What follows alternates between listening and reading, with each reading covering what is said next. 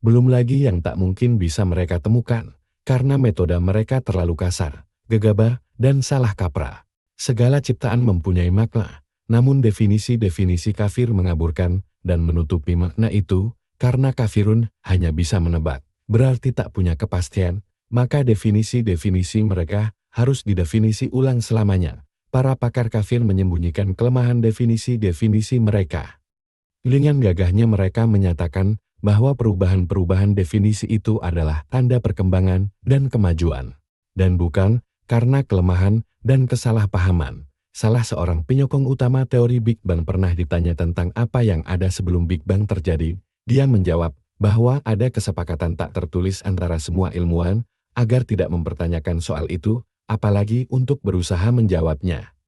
Kebenaran yang ada di balik kesepakatan tak tertulis itu adalah mereka semua paham bahwa bila mereka mengakui kejahilannya, maka mereka akan kehilangan gelar-gelar profesionalnya, gajinya, dan reputasinya. Yang terbaik di antara mereka paham bahwa jika mereka sungguh-sungguh ingin menemukan hakikat kehidupan, mereka harus keluar meninggalkan laboratorium-laboratoriumnya dan mencari wali Allah, yaitu orang yang berilmu sejati. Salah satu teori utama di antara aneka teori tebakan dari yang katanya peradaban ini adalah teori evolusi Darwin. Kerangka pemikiran teori ini sering dipinjam kebanyakan teoriwan kafir untuk mendukung teori-teori mereka. Pada dasarnya teori Darwin digunakan untuk melanjutkan doktrin kafir tentang evolusi kemajuan dan perkembangan di segala bidang. Sebagai contoh, setiap langkah tindakan atau perkembangan pada teknologi yang secara sepintas sama saja dengan pembinasaan diri, contohnya bom atom, akan senantiasa dibenarkan dengan menyatakan bahwa hal itu berkembang dari yang sebelumnya, maka pastilah hal itu lebih baik. Bagian dari teori Darwin yang paling memasyarakat adalah teori yang menyatakan bahwa manusia keturunan kera, bukan keturunan Adam. Dari Quran kita belajar bahwa yang benar adalah kebalikannya. Walau apapun yang bisa dikatakan ahli genetik kafir, seluruh umat manusia berasal dari Adam dan Hawa. Dahulu kala pernah ada orang-orang yang menolak Nabi yang diutus Allah kepada mereka, bukannya mengikuti cara hidup nabinya. Mereka malah hidup seperti binatang. Akibatnya Allah mengubah sebagian jadi kera dan sebagian lagi jadi babi. Bila Allah menghendaki sesuatu terjadi, Dia berfirman jadi, maka jadilah. Allah menetapkan di Quran bahwa orang yang tidak mengikuti cara hidup kenabian akan membinasakan dirinya sendiri. Bahkan pengamatan secara sepintas pada masyarakat-masyarakat kafir masa kini, dengan gamblang membuktikan ketetapan itu, masyarakat-masyarakat kafir tidak berkembang semakin baik. Mereka menjadi semakin rusak dan binasa. Segala sesuatu dalam kehidupan ini adalah sasaran kelahiran dan kematian, tumbuh dan luluh. Ketika sistem kafir kini, yaitu sistem Dajjal, hancur dan akhirnya runtuh, adapun mereka yang tersisa, bila ingin selamat tidak punya pilihan lain kecuali memeluk Islam, jika mereka belum memeluknya. Nabi Muhammad SAW bersabda bahwa, sampai kiamat tidak ada zaman yang tidak lebih buruk dari zaman sebelumnya. Maka, dunia dan segala isinya bukan semakin maju, malah semakin mundur. Dunia sedang mendekati akhirnya. Nabi Muhammad SAW bersabda bahwa kita tidak seharusnya menjadi anak-anak dunia kini, namun kita harus menjadi anak-anak dunia yang akan datang, karena dunia ini meninggalkan kita dan dunia yang nanti mendatangi kita. PRA pakar kafir yang memasuk definisi resmi kafir tentang apa yang normal dan yang legal, tidak mampu memberi nasihat semacam itu, semata-mata karena mereka sama sekali tak menyadari hakikat perjalanan yang mau tak mau harus ditempuh kita semua. Mereka tak tahu dari mana asal mereka dan kemana tujuan mereka, dan definisi-definisi rendahan mereka cukup mencerminkan kebebalan mereka. Pastilah kita berasal dari Allah, dan pada Allah kita pasti kembali. Ujung penggunaan definisi-definisi kafir itu bukan untuk memperdalam pemahaman manusia atas hakikat kehidupan, melainkan lebih untuk memanipulasi penduduk dan mengendalikannya di dalam proses produsen konsumen. Definisi-definisi itu digunakan untuk memprogram dan mengkondisikan masyarakat agar menerima proses produsen konsumen sebagai maksud hidup manusia. Dan agar dijadikan sebagai alasan keberadaan manusia, Allah tetapkan di Quran bahwa Dia tidak menciptakan manusia dan jin kecuali untuk beribadat padanya. Sebagaimana yang terlihat dari kejadian Lord Northcliffe dan Ezra Pound, definisi-definisi kafir itu juga memberikan perangkat yang digunakan elit penguasa Freemason untuk memusnahkan atau setidaknya mengendalikan orang-orang yang mengenali sistem kafir, yaitu sistem Dajjal, dan orang-orang yang mungkin, bila tidak dihentikan bisa mengganggu kelancaran sistem Dajjal dengan menjadikan mereka sebagai sasaran proses peradilan dan medis yang telah dikondisikan sebagai normal dan legal menurut mayoritas penduduk. Para pakar kafir yang menyusun dan menyokong definisi-definisi kafir itu, jelas bisa dikenali dengan gambaran-gambaran kandungan Quran sebagai mufsidun, artinya para koruptor. Mereka ialah orang-orang yang mengatakan mereka sedang membuat kebaikan, padahal nyatanya mereka hanya membuat kekacauan, perpecahan, dan pertikaian. Jadi walau kata Dajjal itu tidak tertera di Quran, namun perilaku Dajjal, yaitu perwujudan puncak dan terakhir dari kufur di proses kehidupan sebelum kiamat, dengan jelas dinyatakan dan diperkenalkan seluruh sistem kafir. Nabi Muhammad SAW bersabda bahwa kufur adalah sebuah sistem, lengkap dengan jaringan sub-sub sistemnya yang dikendalikan oleh yang katanya para pakar adalah Dajjal sebagai gejala sosial budaya global. Tata cara pelaksanaan proses produsen konsumen dan tata cara sistem-sistem pendukung yang digunakan untuk mengendalikan dan memanipulasi masyarakat yang diperbudak sistem produsen konsumen adalah bukti nyata bahwa pengambil alihan oleh Dajjal sebagai kekuatan gaib sudah dan sedang berlaku. Kini, sistem kafir, yaitu sistem Dajjal telah menjajah hampir semua negara di dunia, maka kedatangan si Dajjal sendiri tinggal masalah waktu saja. Contoh lain tentang cara kerja sistem Dajjal dalam rangka memusnahkan oposisi dengan yang katanya perangkat konstitusional, dapat ditemukan dalam cara penyelenggaran persidangan Nuremberg yang masyhur dalam sejarah pengambil alihan oleh Dajjal. Bisa jadi inilah sandiwara penyamaran yang direkayasa paling cermat dan paling menyeluruh, serta memakan biaya jutaan pound. Seperti Ezra Pound, Hitler dan para pengikut setianya menyadari betul kegiatan-kegiatan para Freemason. Hitler menyulut kampanye propaganda meluas yang dirancang untuk membongkar kegiatan-kegiatan itu. Dia bahkan merintis Perang Dunia Kafir Kedua, seperti Pound. Dia meremehkan tingkat pengendalian yang sudah dimiliki oleh para Freemason.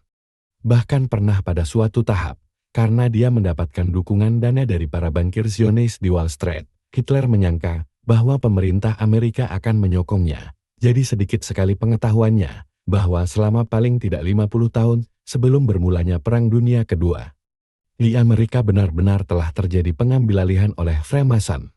Hitler tidak sadar bahwa dialah orang yang memang dinanti-nanti oleh para Freemason. Hitler cukup karismatik untuk dapat menarik sejumlah besar pengikut yang siap berperang bagi dirinya, dan dia cukup tamak kekuasaan, dan metode-metode yang digunakannya untuk berkuasa pun cukup zalim. Semua ini dapat dijadikan alasan yang kuat oleh para Freemason untuk menghujat Hitler begitu perang usai. Maka, dipakailah Hitler oleh para Freemason untuk menghancurkan dirinya sendiri, seraya pada saat yang sama memberi kesempatan bagi para Freemason untuk mengeruk keuntungan yang menggiurkan dari peperangan, dan situasi ini pun akhirnya bisa meningkatkan pengendalian mereka di seluruh dunia. Perang Dunia Kedua sering dijadikan alasan kuat bagi hampir semua negara untuk menimbun sebanyak mungkin peralatan perang. Maka keadaan ini memberikan begitu banyak potensi pertikaian untuk dimanfaatkan oleh para Freemason karena begitu sebuah negara memiliki persenjataan. Keadaan ini pasti akan memunculkan seseorang yang ingin menggunakannya. Kemudian orang itu akan disokong oleh para Freemason. Begitu pula lawannya. Para Freemason memahami bahwa sang pemenang pertikaian itu nantinya akan membalas jasa-jasa Freemason biasanya berupa pembelian tambahan persenjataan, peminjaman uang yang dibungakan, atau pemberian kontrak-kontrak yang menguntungkan kepada perusahaan-perusahaan sokongan Freemason, demi penegakan proses produsen konsumen di negara tersebut, dan untuk menguras sumber daya alamnya, karena para Freemason menyokong kedua belah pihak yang bertikai tanpa disadari oleh keduanya, maka tak peduli pihak manapun yang memenangkan pertikaian itu, para Freemason tak akan kalah. Seperti terhadap Pound, para Freemason juga harus mempunyai upaya pembalasan yang efektif yang di penghujung Perang Dunia Kedua bisa digunakan untuk menghujat gagasan-gagasan Hitler dengan telang, yaitu dengan menggambarkan Hitler sebagai orang yang sedemikian gilanya, hingga tak sepatah pun perkataannya bisa dipercaya, bahkan tak mengandung kebenaran. Setelah menggunakan Hitler untuk menciptakan situasi pertikaian yang menguntungkan, tentu para Freemason harus menceraikan diri dari keterlibatan pada kebangkitan dan kejatuhan Hitler. Dari peran mereka sebagai dalang peperangan, maupun dari kebenaran-kebenaran tentang tingkah laku mereka yang terlanjur dikoar-koarkan oleh Hitler. Karena Hitler sendiri adalah seorang kafir, maka tugas ini jadi lebih mudah. Meskipun Hitler sadar para Freemason berusaha menguasai dunia dan berusaha mencegahnya, namun Hitler tidak punya sarana kepada satu-satunya cara hidup alternatif yang layak untuk mengganti sistem kafir, yaitu yakin kepada Allah.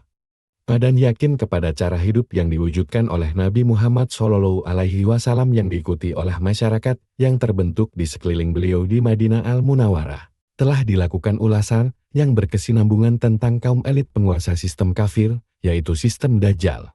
Dan bahwa mereka kini mengatur semua subsistem terpadu yang membentuk sistem kafir, kelompok-kelompok penguasa kafir itu belum dapat dikenali.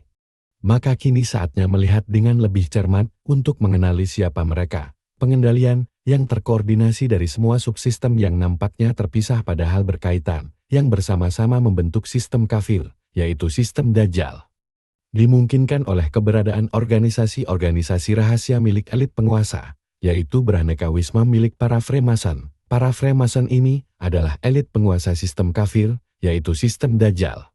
Kegiatan-kegiatan mereka ditopangi oleh kesalahpahaman umum yang menganggap bahwa Freemason hanyalah persaudaraan yang bergotong royong dalam dunia bisnis dan aksi sosial. Memang benar, namun kelanjutan kerjasama itu dan kehebatan pengaruh dan kekuasaan yang mereka langsungkan disembunyikan dari pengetahuan khalayak. Hierarki dalam wisma-wisma Freemason adalah seperti khasnya setiap sistem kafir, yaitu berbentuk piramida. Salah satu simbol mereka adalah piramida dengan satu mata yang mengawasi segalanya, yaitu mata si Dajjal. Para Freemason ini adalah ahli sihirnya abad ke-20. Semua sihir adalah mengenai manipulasi rupa dalam kenyataan yang dilangsungkan dengan cara sedemikian rupa, hingga metode yang dipakai untuk mencapai tujuan tidak nyata bagi pemirsanya. Inilah rincian akurat atas hakikat aktivitas Freemason di bidang sistem produsen konsumen kafir, yaitu sistem Dajjal.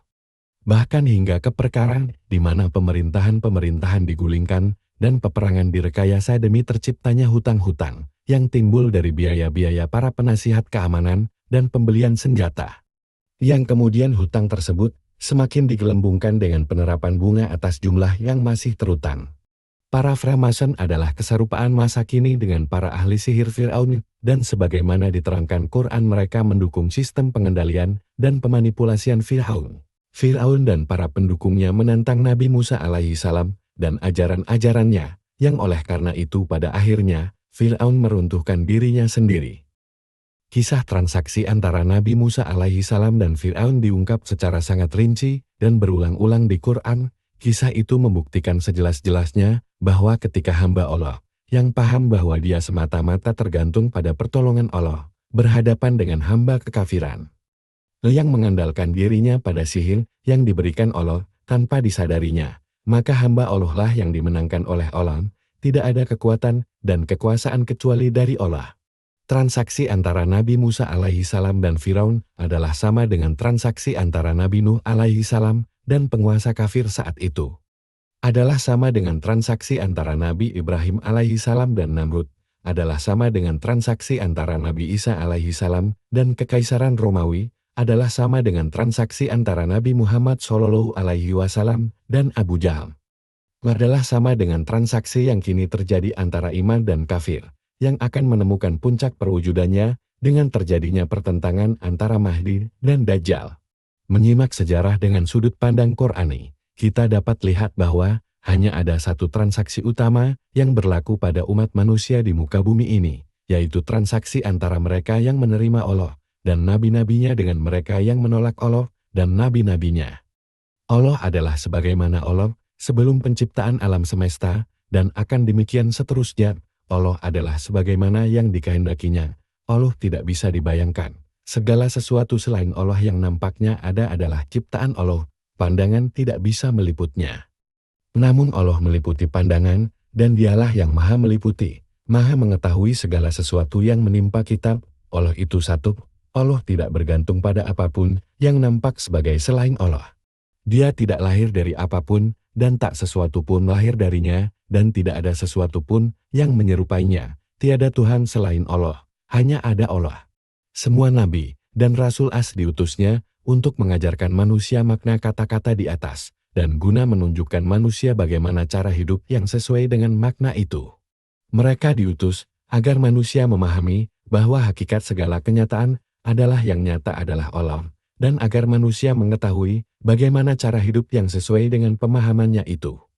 Mereka diutus berikut cara hidup yang akan membimbing pengamalnya kepada pengenalan diri dan pengenalan Allah, suatu pengenalan yang sama, karena siapa yang mengenal dirinya sebenarnya akan mengenal Tuhannya.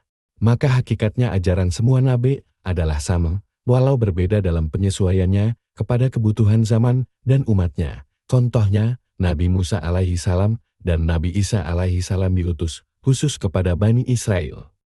Sedangkan Nabi Muhammad Shallallahu Alaihi Wasallam diutus kepada sekalian manusia dan jin. Namun sumber dan isinya mengukuhkan satu kenyataan yang sama, Allah.